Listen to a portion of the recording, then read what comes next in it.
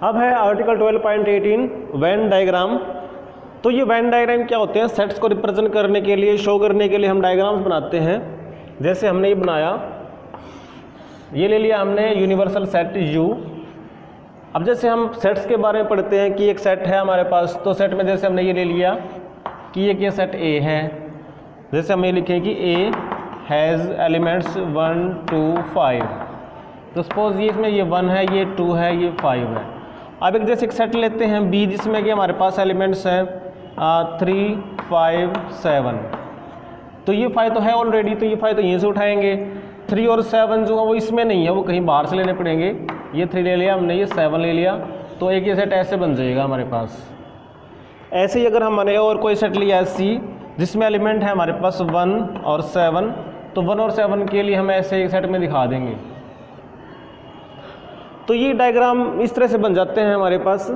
अब करते हैं 12.9 में यूनियन ऑफ टू सेट्स। तो A और B दो सेट्स हैं, इनकी यूनियन के लिए ऐसे लिखेंगे, A के बाद एक U वाला सिंबल बना देंगे और B लिख देंगे। तो इसका मतलब क्या होगा कि वो एलिमेंट आएंगे जो या तो A में है या फिर जो B में है, यानी किसी न किसी सेट में ज़रूर हैं, तो वो सेट बन जाएगा हमारे पास। एग्जांपल देखिए, A आपके पास था 1 2 3 और B आपके पास है 1 3 5 6। तो अगर हम यहाँ से यूनियन करना चाहें तो इसमें ये एलिमेंट भी लिखेंगे और ये भी लिखेंगे। तो जैसे कि 1 लिखेंगे हम, 2 भी लिखेंगे, 3 भी लिखेंगे, 5 भी लिखेंगे और 6 भी लिखेंगे। अगर हम वेन डायग्राम से बनाना चाहें तो ये हमने A बना दिया, ये हमने B बना दिया। A में हमारे पास है 1 2 3, तो ध्यान ये भी रखना है कि B वाले कॉमन कौन से हैं। तो 1 और 3 तो हमें यहाँ दिखाने पड़ेंगे, ये 1 और ये 3 और ये 2 यहाँ दिखा देंगे फिर। और B में हमें दिखाने हैं 1 3 5 7। तो 1 3 दिखा दिया हमने, एक 5 दिखा दो, एक 7 दिखा दो। तो जो यूनियन बनेगी हमारे पास 1 2 3 5 6, तो ये सारा ही आ जाएगा। ये पोर्शन यहाँ से लेकर यहाँ तक शेड्यूल पोर्शन बनाए अगर हम, तो ये पूरा का पूरा ही हमारे पास A यूनियन B बन जाएगा। कुछ रिजल्ट्स हैं इसमें, अगर आप A यूनियन B करते हो या फिर आप B यूनियन A करते हो तो आपके पास वो सेम आता है। एक अगर आपके पास A को अगर आप 5 के साथ यूनियन करते हो तो वो A ही आएगा। अगर आप A को इस U के साथ, या जो यूनिवर्सल सेट है इसके साथ अगर आप यूनियन करोगे तो वो यूनिवर्सल सेट U ही आ जाएगा। अगर हम देखें कि A B का सबसेट है, तो देन अगर आप इन दोनों की यूनियन करोगे A और B की, तो वो B ही आएगा, क्योंकि B आपके पास A से बड़ा है। यानी अगर हम डायग्राम बना के देखें, ये A है और ये B है, because A is a subset of B, तो इनका यूनियन B ही आएगा। अब 12.20 आर्टिकल है इंटरसेक्शन ऑफ टू सेट्स। जैसे A और B दो सेट्स हैं, तो इंटरसेक्शन के लिए हम ये वाला सिंबल लगाएंगे, यूनियन से उल्टे वाला नीचे की तरफ। तो इसका मतलब क्या बनेगा कि वो एलिमेंट आएंगे जो A में भी हैं और जो B में भी हैं, यानी कि दोनों के कॉमन एलिमेंट्स हम लेंगे। जैसे A हमारे पास है 1 2 3 4 और B हमारे पास है 2 4 6 8।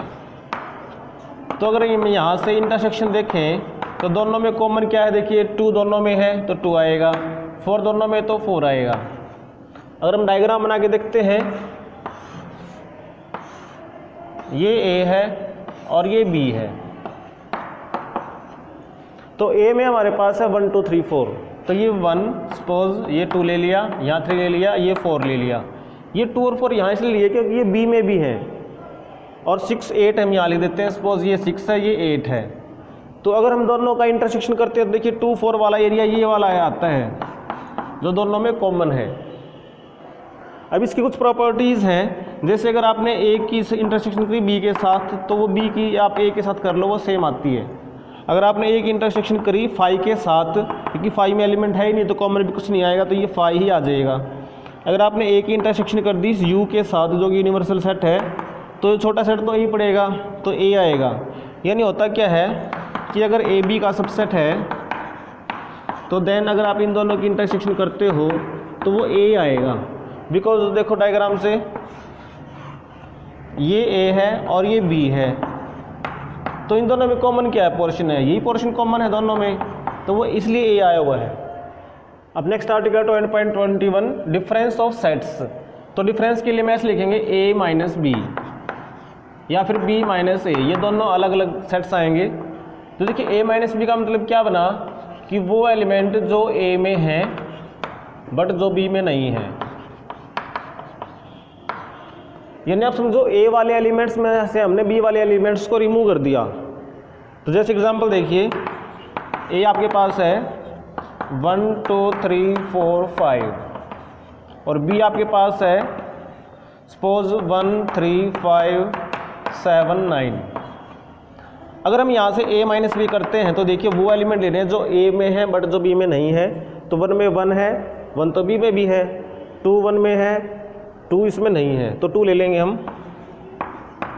ऐसे ही 3 इसमें है, 3 इसमें भी है, 4 इसमें है, 4 इसमें नहीं है तो 4 ले लेंगे, 5 इसमें, 5 इसमें भी है तो ये 2 ही आ पाएंगे बस। यानी आप समझो कि हमने ये 5 एलिमेंट थे 1 2 3 4 5, इसमें से हमने जो इसमें आए वो एलिमेंट हमने निकाल दिए। 1 वो रिमूव कर दिया, 3 वो रिमूव कर दिया, 5 रिमूव कर दिया, क्या बच गया सिर्फ 2 और 4। तो ये 2 4 आ गया। जैसे अगर हम डायग्राम बना के देखें,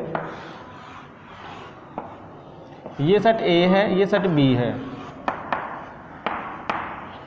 तो A में है हमारे पास 1 2 3 4 5, इसमें है 1 3 5 7 9। तो जो कॉमन है वो यहाँ लिख देंगे हम, जो कि है 1 3 5।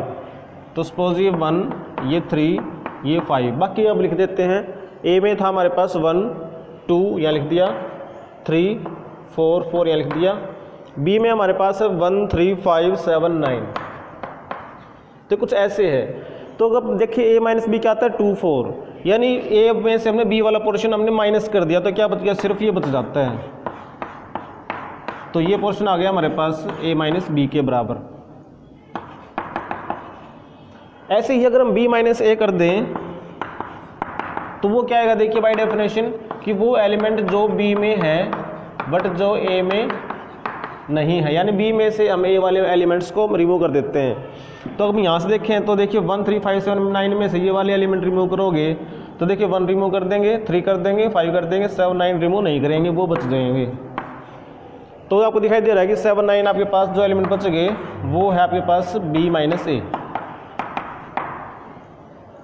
और अब अगर हम दोनों डिफरेंसेस का अगर हम यूनियन कर दे तो हम बनाते हैं यहाँ से सिमेट्रिक डिफरेंस।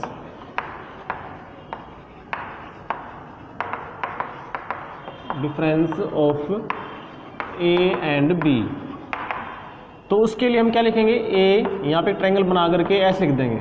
इसका मतलब क्या है कि a माइनस बी और b माइनस ए का हम कर रहे हैं यूनियन। तो अगर यहाँ से देखें दोनों यूनियन कर देंगे तो 2 4 7 9 ये वाले एलिमेंट्स आ जाएंगे, 2 4 7 9, यानी जो कॉमन एलिमेंट्स हैं उनको छोड़ करके बाकी जो बच गए वो वाले एलिमेंट हमने लिख दिए।